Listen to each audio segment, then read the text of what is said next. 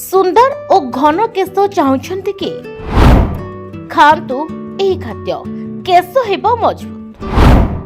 दामी तेल नुहे एही डाएट करिबो कमाल। आजिकाली लंबा केश रखिबाकू किए बा भल न पाए। सुंदर और घन केश समस्तंकर इच्छा। लंबा और घन केश पाइबा पई केवल जे दामी दामी प्रोडक्ट व्यवहार करिबा ता नुहे, बरं दैनंदिन जीवनर खाद्यपेय मध्य केश उपरे प्रभाव पकाई थाए।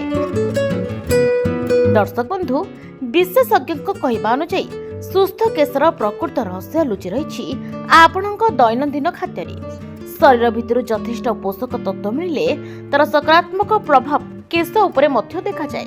केश झड़िबा किबा धीरे बढ़िबार अन्यतम कारण हेउछि पोषक तत्वर अभाव।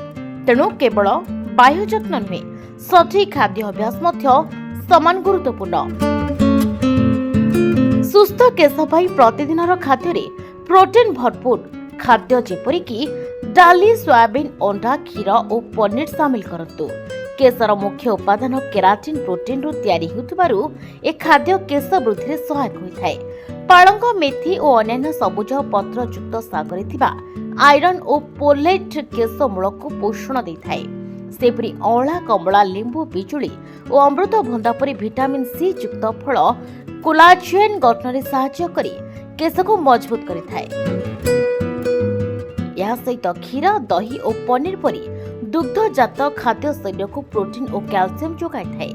प्रतिदिन पर्याप्त पानी पीवा एवं स्वास्थ्यकर चर्बी थिबा खाद्य खाइबा द्वारा केश हाइड्रेटेड, कोमल और सुस्थ रही थाए। तेणु आपण माने जदि सुस्थ और घन केश पाइबाकू चाहुछंती, आज ही निजर खाद्य अभ्यास रे परिवर्तन आणंतु। Bureau report, Hiranchal live.